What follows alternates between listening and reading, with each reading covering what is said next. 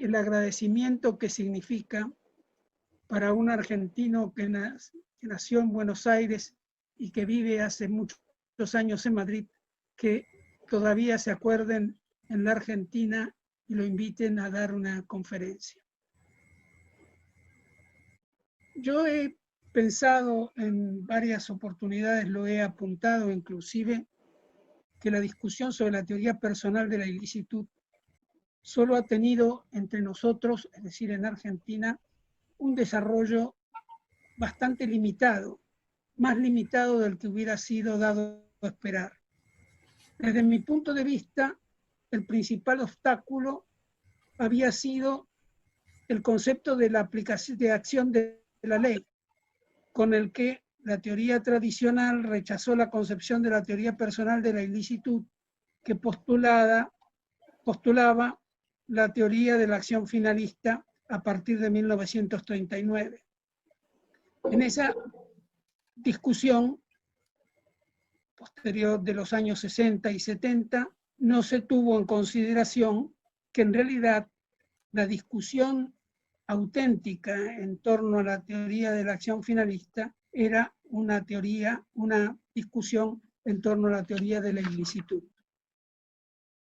Como todos ustedes saben, la problemática se relaciona con el grado de subjetividad que requiere la infracción del derecho por parte de una persona. En la teoría moderna del delito se designa como ilícito o injusto a la acción típica y antijurídica.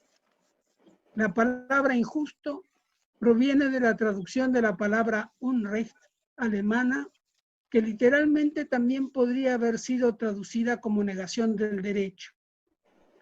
Estimo, sin embargo, preferible traducirla como ilícito y no como injusto, pues de esta manera se evita toda confusión con los conceptos vinculados a la idea de justicia, que se refiere a una cuestión que no está en relación con el objeto que nos ocupa. Por eso creo conveniente comenzar en el estado actual de la discusión con un estudio histórico dogmático del problema del concepto personal de los...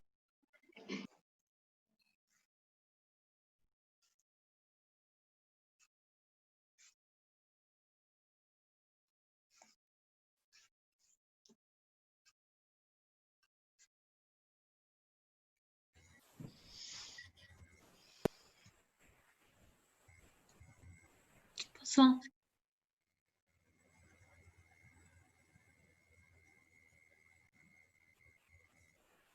Perdón, me dicen que estoy silenciado.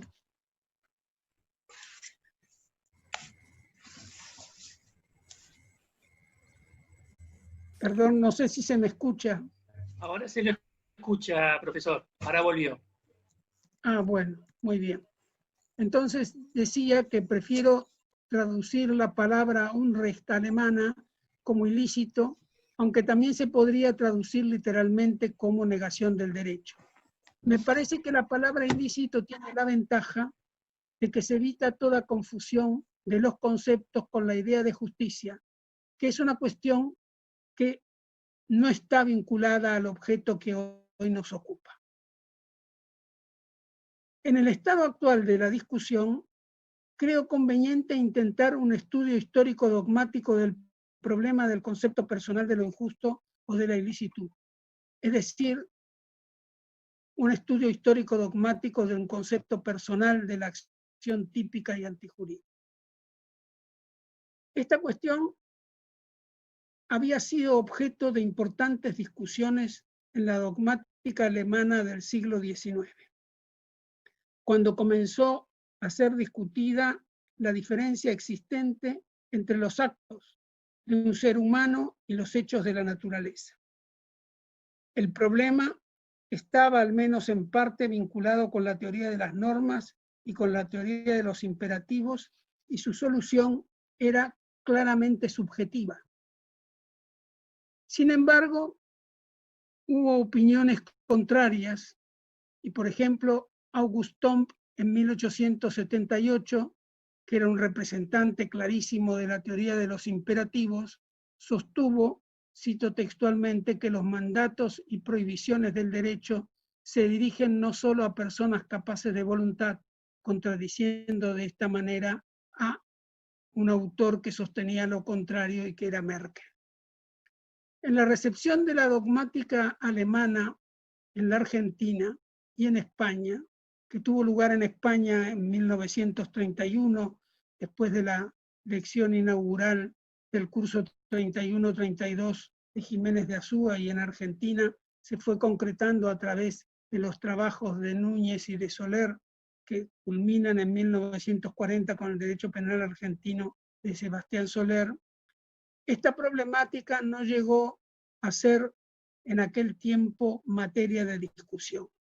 La teoría del delito de la recepción de la dogmática alemana fue la teoría del delito de Franz von Liszt.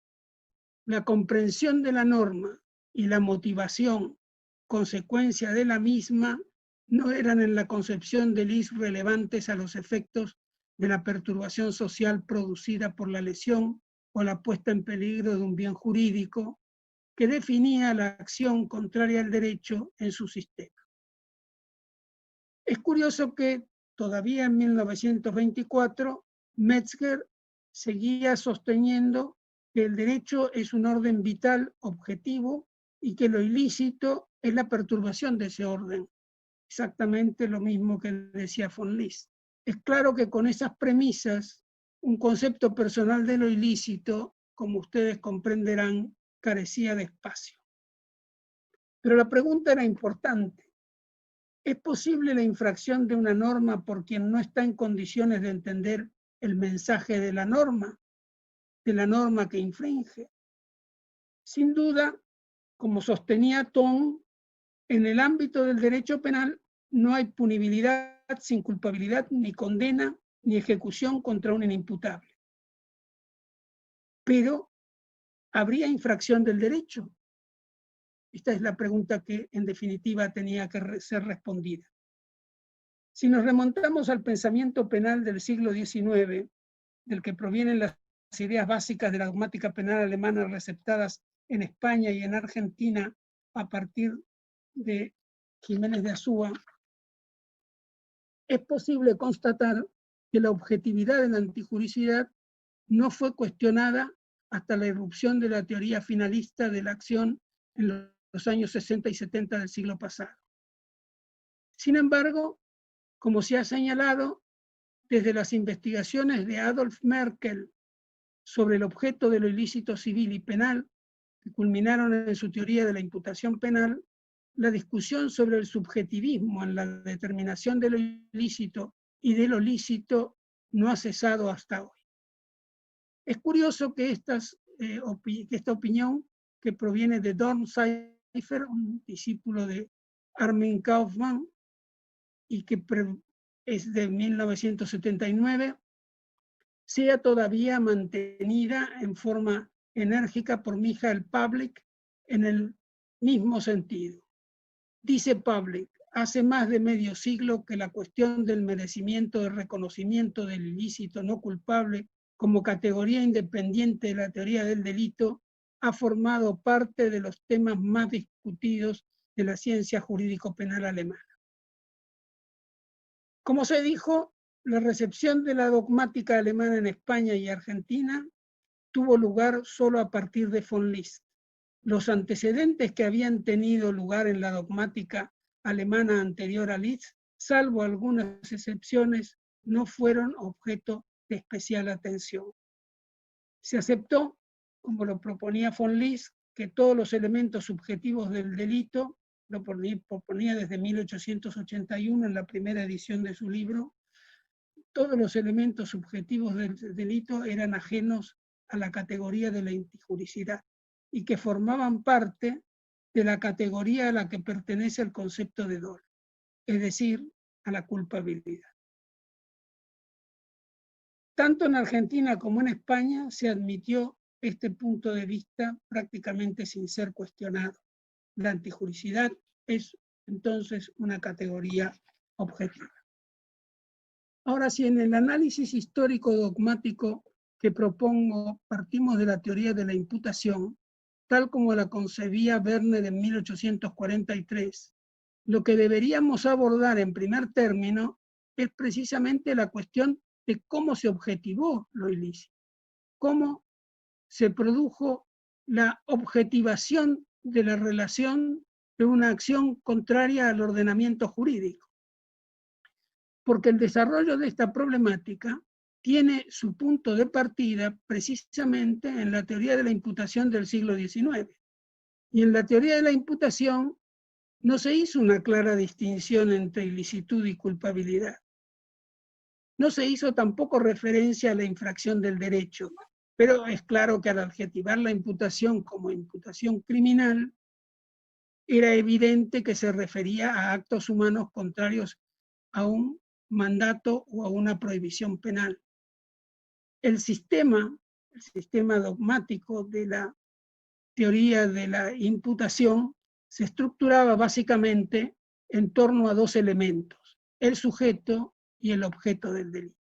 Y la problemática del sujeto era precisamente la de su voluntad libre, y más precisamente su aspecto negativo, como sostenía Werner, las causas que excluyen la libertad de voluntad, es decir, el caso fortuito, la vis absoluta, el error facti, la ausencia de hecho, es decir, que el pensamiento no delinque, la inimputabilidad, la minoridad y el trastorno mental transitorio. Esta era la base sobre la cual se discutía si existía o no existía una voluntad libre. El punto principal del sistema era, por lo tanto, la voluntad humana y como tal, la acción. Imputar, decía Werner, significa que es posible que algo objetivo sea puesto en la cuenta de un sujeto. Y consecuentemente, cito textualmente, imputar consiste en un juicio por el que se concluye que existe realmente una acción, dado que el concepto de acción agota la esencia total de la imputación. Estos eran los conceptos que manejaba la teoría de la imputación y por lo tanto partía de la voluntad humana. En otras palabras, la acción incluía conceptualmente la imputación y por lo tanto, si pudiéramos traducir a Werner a un lenguaje dogmático más moderno, solo podía ser criminal, es decir, contraria al derecho, una acción que fuera imputable. Puntos de vista similares representa, entre otros, Hugo Helschner en 1858, cuando dice: el juicio por el que se establece que el daño de un bien jurídico tiene su causa en la voluntad de una persona, lo caracterizamos como imputación. Prácticamente lo mismo que decía Werner. Pero una nueva fase de la discusión tiene lugar con el problema del destinatario de la norma.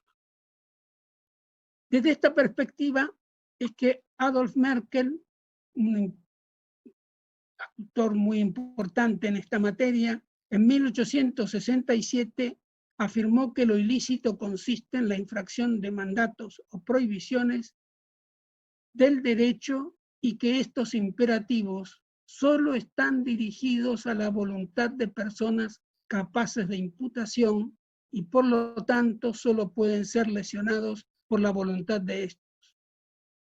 Merkel agregaba además que lo que no puede ser relacionado con la voluntad inteligente de una persona es un suceso de la naturaleza. En el mismo sentido, Binding sostuvo en 1872 lo siguiente: el que no conoce la prohibición o el mandato que infringe no delinque porque sin conocimiento no hay deber. La teoría de las normas, entendiendo por norma en el sentido de Binding una regla con excepciones, no solo prescribía una determinada conducta, sino que imponía un deber de obediencia. Y era evidente que nadie podía obedecer una orden que no estaba en condiciones de conocer. La cuestión había alcanzado en este marco una cierta estabilidad cuando se propuso y se aceptó un cambio en el sistema y en el concepto de persona. ¿A qué obedecía este cambio estructural? ¿Por qué postular un cambio hacia el concepto objetivo de ilicitud solo basado en un suceso causal voluntario de lesión de un bien jurídico? ¿A qué obedecía esta transformación? La evolución hacia un concepto objetivo de la ilicitud se convierte en realidad en necesaria por razones prácticas. El programa político criminal de von List requería que las penas tuvieran como posibles efectos la reeducación, la intimidación y la inocuización de los sujetos irrecuperables, que podía llegar inclusive hasta la segregación total de la sociedad. En este último supuesto, era clara la objeción que hacía Birkmayer, que fue desde este punto de vista contundente. Cuando se trata del sujeto no susceptible de ser recuperado para la vida social normal, ya no podemos hablar de una pena si queremos tener la posibilidad de excluirlo totalmente, inclusive de la sociedad, sino en todo caso de una medida de seguridad. Las consecuencias jurídicas que List proponía para imputables no resocializables como penas de protección presuponían un delito. La modificación tenía, por lo tanto, que ver con la cuestión de la culpabilidad. Es decir, ¿qué pena era posible aplicar cuando se trataba de un autor que no había podido comprender la norma que había desobedecido? Es decir, que era necesario que el sistema de categorías para su aplicación al sistema legal fuera acomodado a las necesidades prácticas del mismo. Es decir, que se necesitaba, por un lado, la posibilidad de que hubiera un hecho antijurídico, un hecho en el sentido de lesión de un bien jurídico, y si el sujeto no era culpable, se aplicaba una medida que era una medida de seguridad. La distinción entre antijuricidad y culpabilidad era verdaderamente sustancial. Así se percibe claramente en la crítica de Thom a Merkel y a Winding. Aquellos que como Merkel y Winding limitan los imperativos de la legislación, decía Thom, a las personas capaces de voluntad, tienen que admitir consecuentemente que ninguna norma vincula a los inimputables. Por lo tanto, ninguna norma ha sido infringida y por lo tanto ninguna consecuencia de la infracción normativa puede ser aplicada. Si el orden jurídico no ha sido lesionado, continuaba, tampoco tiene ninguna razón para garantizar ayuda, es decir, para ofrecer la posibilidad de una defensa al que sea lesionado. Contra el lobo que me roba, decía Thom, contra el lobo que me roba una oveja estoy autorizado a defenderme como pueda, pero contra un inculpable que comete en mi perjuicio un acto prohibido, no estoy autorizado a recurrir a la autoayuda, es decir, a defenderse. Es evidente que en tales casos es preciso un sistema dogmático que permita la solución adecuada del conflicto. Por lo tanto, en el derecho penal, el avance de la teoría objetiva comienza claramente con von List en 1881, con la aparición de la primera edición de su libro.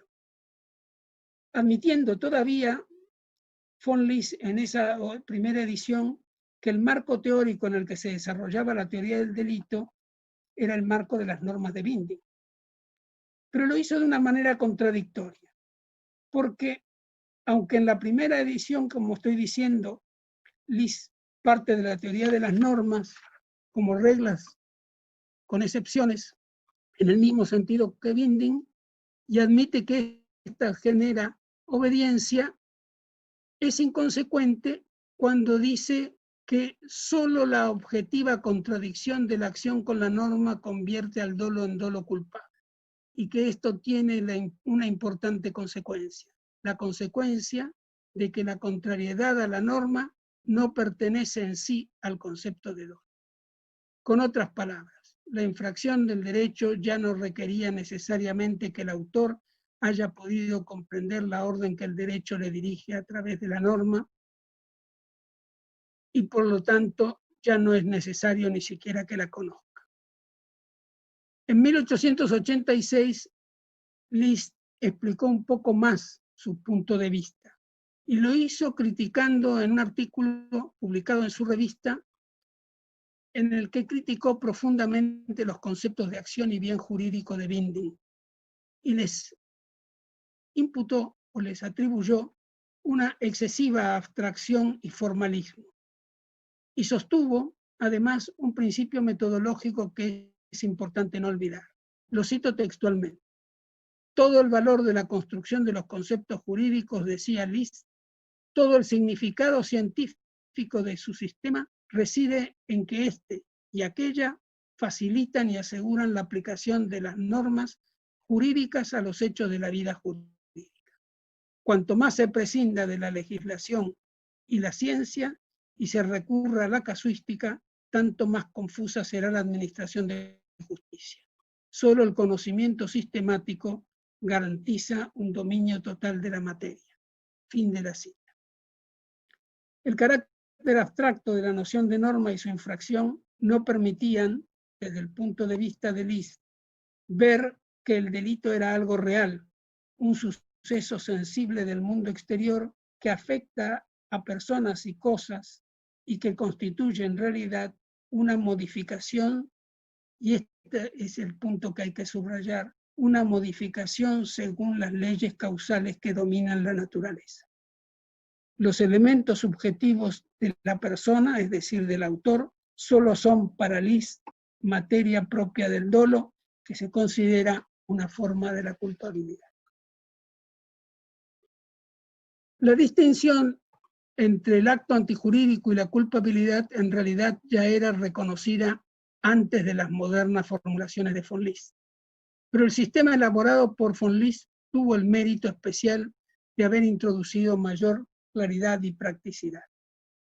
Pero la distinción entre antijuricidad y culpabilidad la podemos encontrar claramente en 1855 en un autor como Köstlin y también en 1858 en otro autor como Helschner.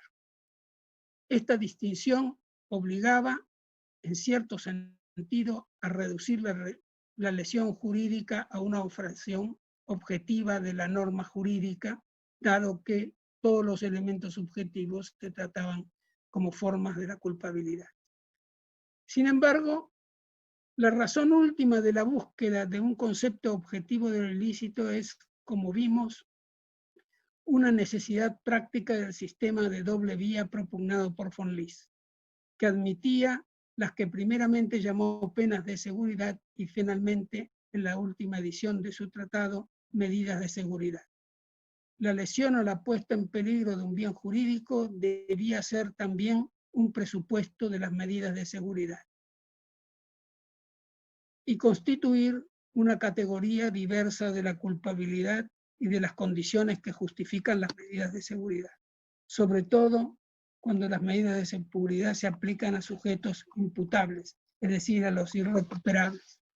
Es una categoría de autores que en realidad no fue generalmente aceptada. Por ejemplo, ya en su tesis doctoral, Jiménez de Azúa estuvo en contra de esta categoría de irrecuperables o de no susceptibles de ser resocializados. Y estamos hablando de 1813. En definitiva, concluye von List que el juicio de culpabilidad, yo subrayo esto especialmente, el juicio de culpabilidad conecta el hecho cometido con la persona del autor de la ilicitud. Esto es textual von List. De esta manera, se ve con toda claridad que la ilicitud no tenía un carácter personal. Todo lo referido a la persona era una cuestión de la culpabilidad. Por eso dice que la culpabilidad, el juicio de culpabilidad, conecta el hecho cometido con la persona del autor de la ilicitud. Pero el delito requiere además la comprobación de la imputabilidad del autor, que en realidad su carácter de persona en el sentido de la dogmática de la teoría de la imputación, el dolo y la culpa. Actualmente Jacobs admite que no existe ningún obstáculo en designar como acción la que sea completamente imputable, es decir, al hecho culpable. Desde esta perspectiva, es claro que toda la ilicitud pertenecerá al tipo de la culpabilidad porque es la necesaria objetivación de la defectuosa motivación necesaria para que haya imputabilidad. Frente a esta equiparación de la acción humana con un suceso natural regido por la causalidad y la transformación del mundo exterior, el mundo de los objetos, lesiva de un bien jurídico que proponía von List, Welsel planteó la necesidad de una redefinición del concepto de acción a partir del cual elaborar la teoría del delito y sobre todo la teoría de la ilicitud.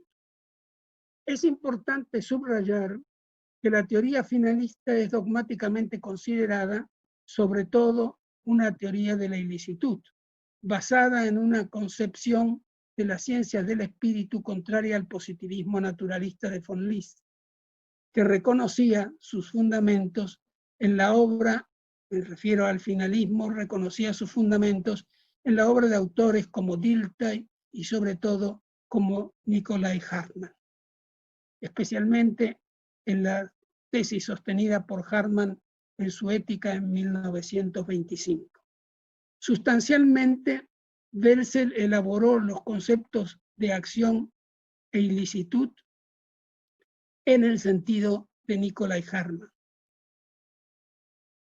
que establece en su ética que la determinación de los sucesos relevantes para el derecho penal no tiene lugar solo causalmente. Este es un punto muy importante, sino a través de un segundo elemento. No se determinan los sucesos del derecho penal a través de la causalidad, sino a través de la causalidad y un segundo elemento, el nexo final conectado con la determinación causal a través del sujeto personal.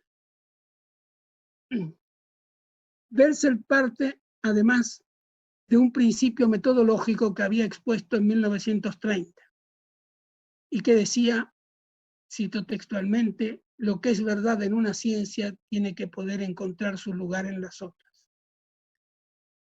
A partir de aquí, la determinación causal del mundo exterior debe ser reemplazada, según Welsel, por la determinación final del mundo exterior por una persona, tal como la entendía Nicolai Hartmann. En verdad, Welsel introdujo en la dogmática de la teoría del delito una parte sustancial de la ética de Nicolai Hartmann. Ciertamente, la acción finalista es también una forma de determinación del mundo exterior. Como decía von List, que tenía que ser que la acción era una determinación del mundo exterior, pero no es la determinación del mundo exterior de la teoría causal. No es una determinación basada exclusivamente en la causalidad, sino en dos elementos: la causalidad dirigida por la finalidad. Es evidente que con estas premisas, que si un hecho típico constituye la determinación de un suceso del mundo exterior, el tipo penal debía abarcar también la finalidad del autor. Y es evidente que la finalidad del autor debe ser comprobada también en el momento de la tipicidad de la acción contraria al derecho. En la dogmática española y en la argentina, esta discusión no fue planteada en estos términos. Por lo pronto, Nicolai Hartmann no llegó a ocupar el lugar que debería haber ocupado en esta cuestión. El punto de vista de Welsel, que favoreció un concepto personal de la ilicitud, ha sido en el año 2012 criticado por Pavlik, quien piensa que solo puede comportarse de forma voluntaria, orientado a un fin con relación a una expectativa normativa, quien puede reconocer y realizar lo que se exige de él. Por tal razón, dice Pavlik, la voluntariedad postulada por Belzel es más que racionalidad conforme a un fin. En otras palabras, la crítica que Pavlik hace a Belzel es, vea, usted ha introducido un elemento muy importante que es la dirección final de la causalidad, pero lo cierto es que la racionalidad que requiere el momento de lo ilícito es una racionalidad que va más allá de la racionalidad conforme a un fin. Sobre las cuestiones planteadas por Pavlik, es evidente que habrá que discutir. Hoy no podemos hacerlo, pero tal vez en alguna otra oportunidad quepa la posibilidad de discutir los puntos de vista de Pavlik. Pero lo cierto es que los puntos de vista de Pavlik, vistos así en un primer momento, no afectan al concepto de ilícito personal y en todo caso lo apoyan y además extremarían su significado. Esta es una conclusión provisional, ya veremos cuando discutamos sobre Pavlik. La problemática que da lugar a un concepto de ilícito personal en el ámbito de la justificación y de la tentativa, yo creo que merece un tratamiento especial porque ha sido objeto de muchas discusiones en el contexto de este tema. Me voy a referir resumidamente al punto de vista expuesto hace casi medio siglo por Armin Kaufmann. En general puedo decir que yo coincido con Armin Kaufmann en las soluciones que Armin Kaufmann propone. En primer lugar, en el ámbito de las causas de justificación, el problema consiste en el significado del aspecto objetivo de las mismas.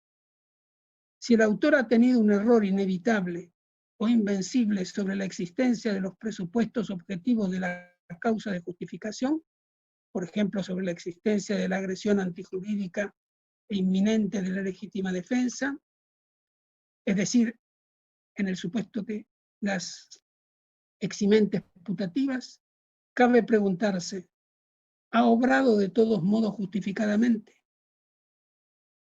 Dicho de otra manera, más directa, ¿el error de prohibición inevitable opera como causa de justificación? La respuesta más general sostiene que se trata en realidad de un error invencible que excluye la culpabilidad por falta de conciencia de la antijuricidad. Esta es la teoría de la culpabilidad a la cual yo adhiero y que está enfrentada con otra teoría que entiende que en realidad en estos casos de eximentes putativas debe ser excluido el dolo, quedando subsistente la responsabilidad por imprudencia. Por el contrario, Zielinski sostuvo en 1973 que en estos casos la acción debía ser plenamente justificada. Lo que justifica, a su juicio, es la representación con la que obró el autor, es decir, la ausencia de disvalor de acción.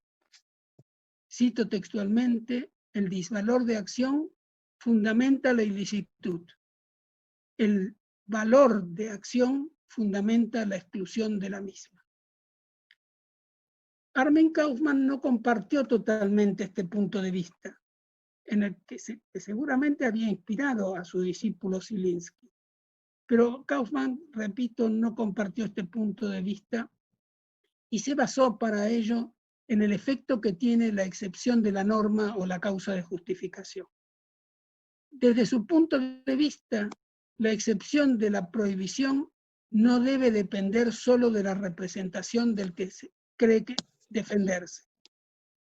Por ejemplo, de una agresión antijurídica, que en realidad no existe. Pues el riesgo de un erróneo uso de la autorización legal de la legítima defensa, dice Kaufmann, afecta en primer lugar al titular de los bienes que resulten afectados, mientras que el autor solo resulta afectado secundariamente por la consecuencia jurídica. Dado que las causas de justificación operan frente a todas las prohibiciones, la articulación de prohibiciones y autorizaciones de actuar no pueden ser resueltas solo en el nivel del elemento subjetivo del autor. Es evidente que Kaufmann pensaba que no resultaba adecuado a una interpretación del elemento subjetivo del delito que aquel que no agredió, pero que por error del sujeto que se siente agredido, resulta perjudicado, se encontrara en una situación peor que si no hubiera estado en esa situación. Es decir, era absolutamente claro que tenía que tener la posibilidad de defenderse frente a una agresión que podía ser antijurídica. Kaufmann concluye diciendo que el orden jurídico como regulación de la conducta humana no puede por esa razón hacer depender la intervención de una autorización de falsas representaciones del que ejerce la autorización, sino en última instancia de criterios que se encuentran fuera de la representación del autor. En todo caso, es importante señalar que, como lo sostuvo ya Welser y lo subraya el propio Armin Kaufmann, la representación del autor de los elementos de la justificación debe ser apreciada ex ante. Es decir, por ejemplo, lo que significa apreciar ex ante es que la apreciación de si la acción defensiva es necesaria o no debe ser efectuada en el momento de la ejecución de la acción. Si en ese momento el autor pudo pensar que su acción defensiva era necesaria, su acción estará justificada, aunque ex post se comprobara que no lo era. Problemas de esta índole se presentan también en el terreno de la tentativa, que presenta una cuestión equivalente porque en los casos de tentativa acabada, en los que el autor ha desarrollado íntegramente su plan, sin que el resultado se haya producido, parece claro que en realidad, desde la perspectiva de una teoría personal de la ilicitud está completa. Por lo tanto, está en discusión si el disvalor del resultado es, junto con el disvalor de acción, constitutivo de la ilicitud. Armin Kaufmann y Jacobs en Alemania y Sanchinetti en Argentina consideran que el disvalor del resultado no es constitutivo del ilícito penal y por lo tanto estiman que una reducción de la pena no está justificada por el hecho de que el autor no alcanzó el resultado propuesto. Marcelo Sanchinetti ha realizado además una importante investigación sobre la significación del resultado en el concepto de ilicitud. Jacobs, por su parte, piensa, cito textualmente, que la ilicitud está pegada a la acción y está completa en la tentativa acabada. Por su parte, Strattenberg opina lo contrario, diciendo que si el disvalor de acción o también el disvalor del resultado tiene el carácter de constitutivo de la ilicitud, depende de si el tipo penal requiere la producción del resultado o no. Y critica en este sentido la irrelevancia del disvalor del resultado por haber sido deducido a partir de una concepción de la teoría de las normas que él no comparte. No es posible en este momento hacer un análisis pormenorizado de los argumentos y contraargumentos en esta materia. En términos generales, coincido con Armin Kaufmann tanto en lo referente a las causas de justificación como en lo concerniente a la punibilidad de la tentativa acabada. Armin Kaufmann pensaba que la tentativa acabada no merecía una atenuación de la pena y recomendaba a los jueces que tuvieran que aplicar el derecho penal alemán, en el parágrafo 23.2 del Código Penal alemán, que establece una atenuación facultativa de la pena, que hicieran un uso muy limitado de esa facultad. Si esto lo trasladamos al derecho argentino, en realidad habría que recomendar desde el mismo punto de vista de Armin Kaufmann, que los jueces hagan una atenuación, dado que la atenuación es obligatoria, lo menos gravosa posible. De cualquier manera, me permito señalar que unas y otras opiniones sobre la relevancia del disvalor del resultado en el concepto de ilicitud son dogmáticamente sostenibles, tanto en Alemania como en Argentina, y también en España. La decisión, en verdad, es del legislador, y en su caso, de la comprensión previa del intérprete. Pero, para la aplicación del derecho vigente en Argentina y en España, sin embargo, no es posible ignorar que ambos prevén para la punibilidad de la tentativa la atenuación obligatoria de la pena. Pero es posible que ello no sea todavía fundamento suficiente para rechazar la plenitud de la ilicitud en los casos de tentativa acabada. Esta cuestión, por otra parte, no puede ser respondida en forma de... No me animo a responderla en este momento de una manera definitiva. Cuando se contemplan los derechos europeos, se demuestra que detrás de estos problemas hay una inmensa complejidad. Esta diferencia de consecuencias jurídicas, en un caso atenuación obligatoria, en otro caso atenuación simplemente facultativa, la encontramos en los derechos europeos distribuida más o menos equitativamente. El derecho español, como el argentino, la atenuación es obligatoria. En el derecho alemán y en el suizo, la atenuación es facultativa. Y en el derecho penal austríaco, por su parte, se establece para el delito intentado la misma pena que para el consumado, y solo excluye la pena de la tentativa imposible. Sin embargo, en la doctrina austríaca, los autores piensan que cabría en estos casos una atenuación extraordinaria. Eso es una cuestión que habrá que discutir. Por lo pronto, el proyecto alternativo de 1966 en Alemania, que es un proyecto que se consideró en su momento un proyecto progresista, propuso que la atenuación de la pena de la tentativa fuera obligatoria en su parágrafo 25. Teniendo en cuenta que el desarrollo dogmático actual de esta cuestión tiene el centro de gravedad en Alemania, es de considerar que allí la atenuación de la pena de la tentativa es facultativa y solo punible en los delitos donde expresamente se establezca su punibilidad. Y esa es la razón por la cual, como dije antes, Armin Kaufmann recomendaba una aplicación muy estricta y reducida de la atenuación que prevé el parágrafo 23.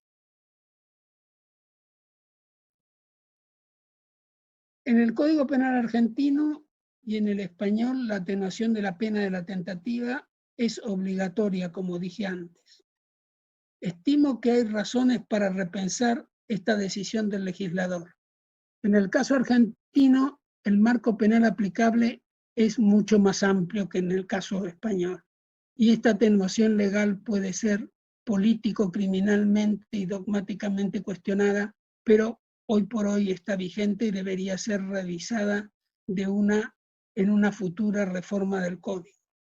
Es claro que en la tentativa acabada no existe ninguna reducción de la energía criminal del autor que pueda justificar una atenuación de la pena. En este sentido, por otra parte, el artículo 41 del Código Penal argentino prevé, entre los factores de la individualización de la pena, que sea considerada la existencia del daño causado, que no es el caso en los casos de tentativa. Por lo tanto, como el artículo 44 tiene un marco penal flexible, la reducción de la pena debería ser la menor posible dentro del marco penal que permite este artículo 44 del Código Penal argentino. En todo caso, y en el ámbito más amplio de la penalidad, cabe recordar el punto de vista de Zielinski en esta cuestión. El principio de culpabilidad no impide que el resultado sea considerado en la individualización de la pena. Además, deberíamos considerar la posición de Stratender, sobre la que se afirma o Trachtenberg afirma la posibilidad de que el disvalor del resultado sea relevante a los efectos de la necesidad de la pena. Esta es una categoría que por lo general es poco difundida fuera de Alemania. Pero esta es una cuestión que ya pertenece a otra discusión. Quiero de todos modos subrayar que Sanchinetti piensa, y lo hace con buenos argumentos, que en el derecho penal argentino la atenuación de la pena de la tentativa acabada no es obligatoria. Y con esto concluyo. No he pretendido exponer una nueva teoría de la ilicitud personal. Mi propósito solo se ha limitado a la presentación de la problemática de la ilicitud personal que estaba necesariamente ligada a la interpretación del Código Penal vigente dentro del marco teórico de la teoría de la acción finalista que algunos propusimos en los años de los fines de los 60 y primeros 70 del siglo pasado. En aquellos tiempos la propuesta se rechazó prácticamente con un solo argumento. Se decía que nos basábamos en concepciones que no eran las del Código Penal vigente. La teoría finalista, es decir, el concepto personal de la ilicitud, no era compatible con la teoría del Código Penal argentino. Pero en realidad no se trataba, como espero haber demostrado, solo de una discusión sobre el concepto de acción y sobre si el concepto de acción se deduce o se infiere de los textos del Código Penal. Se trata de la teoría de la ilicitud, que estaba implícita en la teoría que entonces defendimos y cuya problemática, pienso, es todavía actual. Tal vez hubiéramos debido subrayarlo entonces con mayor intensidad. Muchísimas gracias.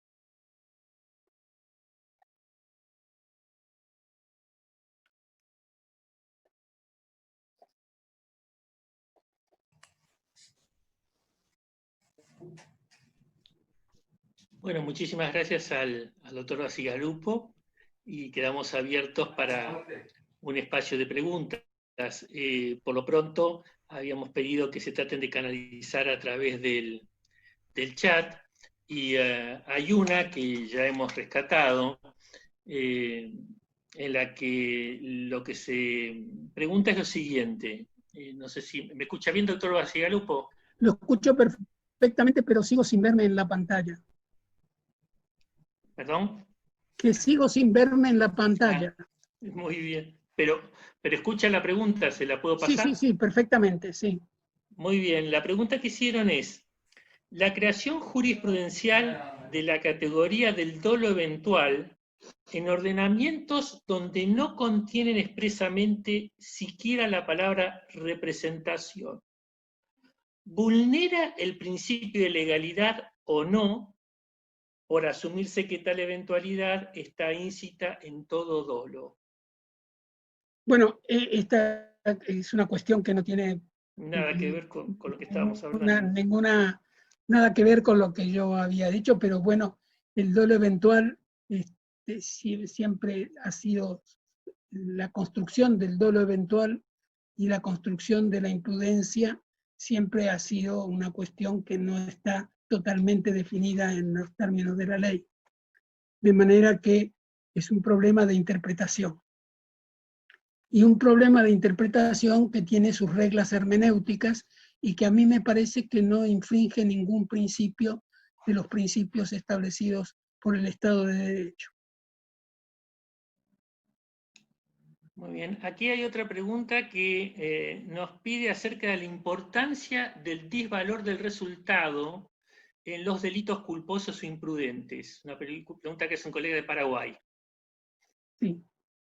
Bueno, este es también otro problema, porque yo traté el problema del ilícito no culpable. Es decir, en realidad en los delitos imprudentes el disvalor del resultado también genera una serie de problemas, pero me obligaría a hacer una conferencia sobre ese tema. De manera que yo creo que podemos decir que el concepto personal de ilicitud abarca tanto los delitos dolosos como los delitos imprudentes. Muy bien. Mariano, si se podría habilitar el micrófono del doctor Rafecas, que también acaba de hacer una pregunta, y luego el de Nicolás Ayestarán, que hizo otra.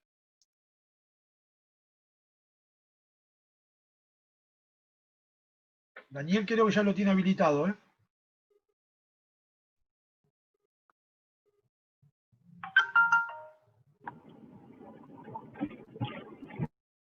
Daniel, ¿lo tenés habilitado el micrófono? Sí, bueno, muy bien, ahí estoy. Hola, ¿qué tal?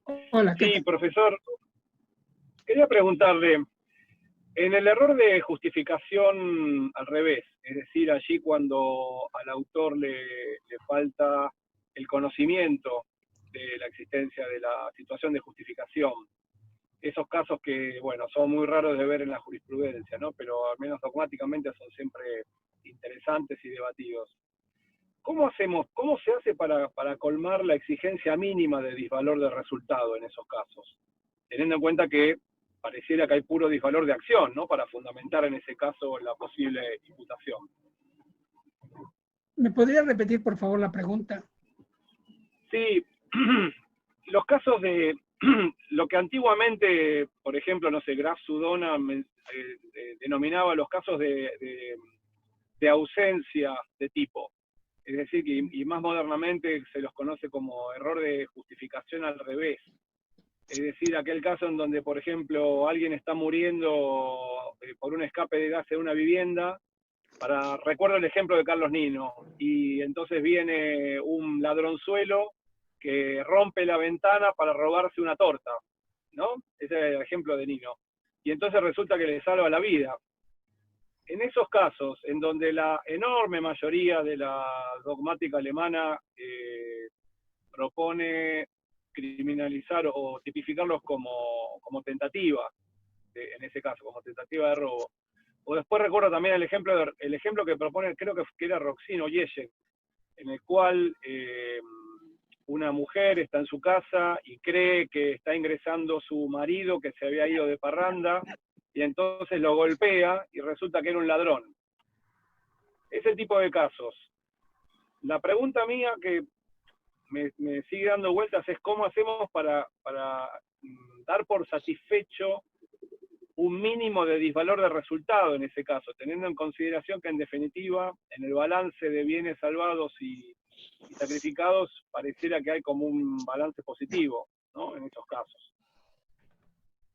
Sí, yo creo que la solución general que se da a esta cuestión es la aceptable, ¿no?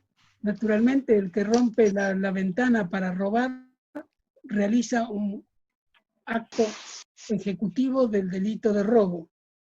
Ese acto ejecutivo del delito de robo, sin saber que va a salvar a una persona, tiene todas las características de la tentativa del robo.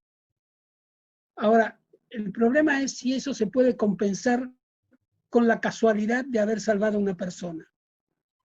Esta es la cuestión a discutir.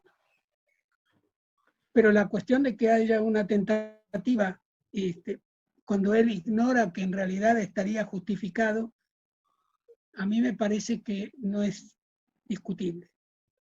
Porque él lo que realiza es un acto de violencia en las cosas, que es un elemento del tipo del robo, y por pura casualidad resulta que salva a una persona. Y entonces en ese caso se dice, bueno, aquí ¿qué hubo? Como no sabía, no conocía la situación de justificación, este es un problema del elemento subjetivo de la justificación también, entonces hubo robo y, o mejor dicho, hay un llamado error de prohibición al revés, ¿no?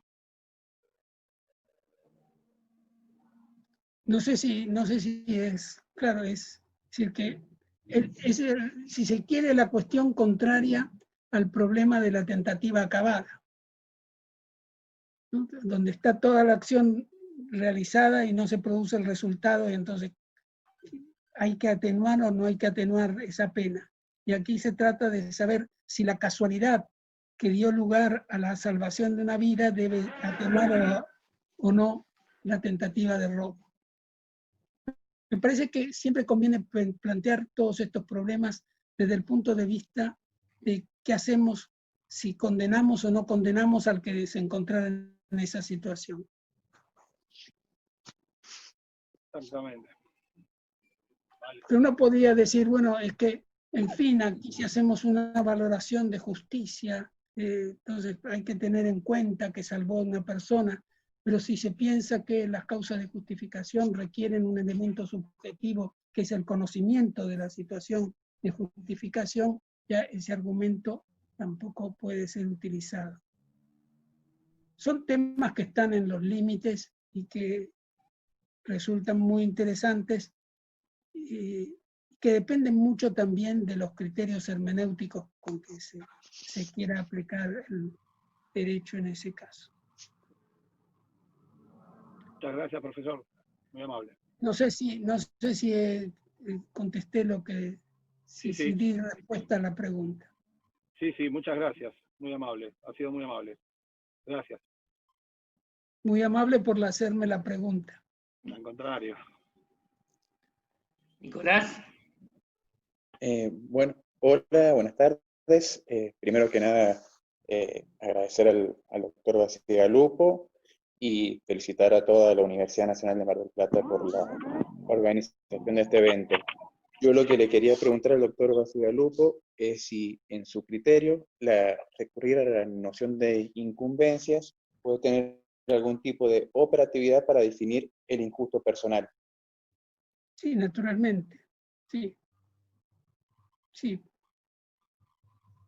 De la misma manera que las normas también tienen, que los deberes jurídicos también tienen importancia para definir el problema del injusto personal. La cuestión no es de dónde proviene la obligación, sino de dónde, con qué elementos de la acción se debe contar para decir que hubo infracción, me parece.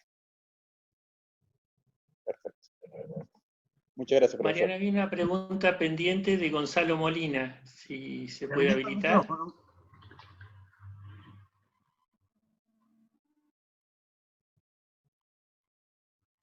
Mientras lo encontrás, doctor Bacigalupo, una pregunta vinculada con la afirmación de que aún en un sistema como el nuestro, en el que la atenuación es una atenuación obligatoria, en el caso de la tentativa acabada, digamos, la sugerencia sería atenuar lo menos posible, ¿no? Sí.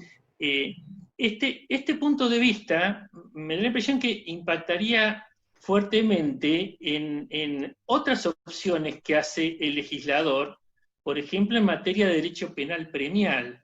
Habitualmente, digamos, todos los institutos en los que de alguna u otra forma se busca negociar cooperación, digamos, de una perspectiva procesal, suelen atar como a esa cooperación una reducción de pena que en general ajustan precisamente a la pena reducida de la tentativa como obligatoria dentro de nuestro país.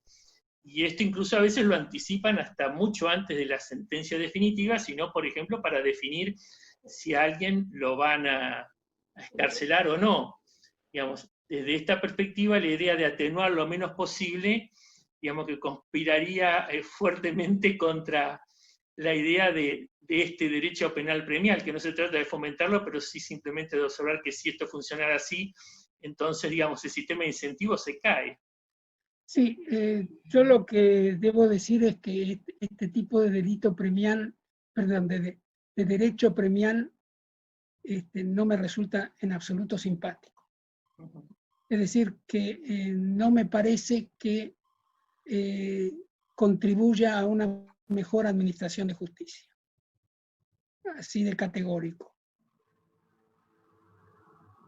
Por supuesto, desde ese punto de vista nos interesaría lo más mínimo. Claro. Perfecto. Sí, sí. Si en eso se dice que hay que utilizar el marco penal establecido para la tentativa, se lo dice, supongo yo, a través de un procedimiento analógico, ¿no? En el cual, sí, en general lo que le pone, por ejemplo, si usted coopera delatando a sus copartícipes, podrá entonces tener una reducción de la escala penal a la de la tentativa. Y bueno, eso a veces en delitos graves lo que genera es que, como permiten utilizarlo anticipadamente, digamos incluso para la excarcelación, entonces, bien, se utiliza la escala de la tentativa en su potencia máxima, no lo menos posible, sino lo máximo posible, para decir, mire, entonces usted puede salir, porque hasta tanto le podríamos reducir, que transformamos esto en la posibilidad de que ya no esté en el proceso privado de libertad. Sí. Sí, la verdad es que este sistema de las delaciones en el proceso penal y los premios que se prevén, no me parece que sea un sistema constructivo. Muy bien. ¿Tenemos a Gonzalo ya? Sí, tiene el micrófono habilitado. Gracias. Muy bien. Buenas tardes, doctor Bacigalupo. Muchas gracias. Buenas tardes. La pregunta es, ¿no cree usted que esa postura que analiza los elementos objetivos de la legítima defensa o de cualquier otra causa de justificación desde una perspectiva ex ante, no se confunde con una concepción subjetivista pura del ilícito? Es decir, porque sí en la causa de justificación analizarlo desde la perspectiva ex ante y no desde la tipicidad, es decir, porque en la tipicidad el resultado sí vale y desde la perspectiva de las causas de justificación se hace esta distinción. No, bueno, yo lo que creo es que no, la perspectiva ex ante es una propuesta de Belzel. Está, inclusive hasta la última edición del año 69, Belzel sigue diciendo que hay que analizar la situación de justificación desde una perspectiva ex ante. Es decir, que hay que considerar la representación que el autor tenía en el momento de actuar. Esto es en realidad resolver adelantadamente problemas que tienen que ver, tendrían que ver de otra manera con la cuestión del error. Es decir, ya directamente la perspectiva ex ante le permite al sujeto saber, o mejor dicho, al juez saber cómo se representó la acción y si la acción del atacante, del supuesto atacante que no lo era, y desde esa perspectiva considerar o no su responsabilidad. A mí me parece que no es un punto de vista más subjetivo, naturalmente, que lo habitual, es decir, los que siguen una teoría objetiva ortodoxa probablemente no estarían de acuerdo con este punto de vista, pero de todos modos me parece que no llega a una subjetivización tal según la cual el error de prohibición inevitable siempre sea una causa de justificación. Por lo menos yo diría que tanto Belzel como Armin Kaufmann, y Armin Kaufmann sobre todo, lo han presentado de esta manera. Gracias, doctor. Gracias por la pregunta. Aquí rescato del chat otra pregunta que dice que en Argentina, digamos, la aplicación no obligatoria en manos de la voluntad del intérprete lo establecido en el 44, es decir, la reducción, si esto no iría en contra del principio de legalidad en función de lo expresado por Sansinetti. Yo creo que si está previsto en la ley, no hay problema con el principio de legalidad. Ahora, que lo que se puede decir es que la ley no prevé que cuando la tentativa sea acabada, la reducción sea la mínima posible. Este en realidad no es una afirmación dogmática, sino un consejo que se da al que tenga que aplicar la ley. Y que ¿por qué la tentativa acabada tendría que tener el mínimo de reducción? Porque en realidad en la tentativa acabada no hay ninguna reducción de la ilicitud. Solo falta el resultado de casualidad, Y en este sentido no hay ningún mérito del autor que contemplar. Yo creo que es un tema que se debe discutir. Yo en realidad, como dije al principio, soy el que agradece, porque no se pueden ustedes imaginar seguramente lo que significa que se acuerden de un penalista que en su juventud fue profesor en la Universidad de Buenos Aires y que ha vivido ya más tiempo en Europa que en Argentina. Eso es una cuestión que agradeceré de una manera muy especial y repito, es difícil que ustedes puedan imaginar lo que para mí significa. Muchísimas gracias. Los saludamos a todos en general. Les agradecemos esta masiva participación. Les recordamos que, bueno, ahora a las 5 la gente de la Universidad Nacional de Noroeste tiene una actividad sumamente calificada.